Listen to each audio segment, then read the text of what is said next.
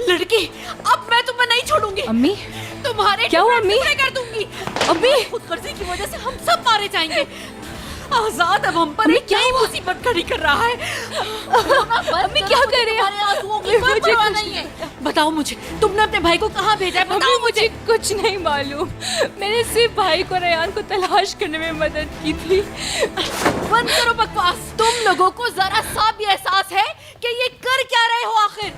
अब मैं और तमाशा होने नहीं दूंगी। जल्दी बताओ, बताओ मुझे, बताओ मुझे कहाँ है वो लड़की? बताओ मुझे। मुझे नहीं मालूम, लेकिन मैं पता कर सकती हूँ।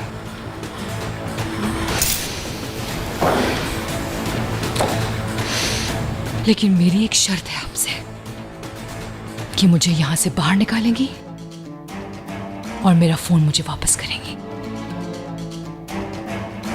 तुम अच्छी तरह से जानती हो कि तुम गलत कर रही हो।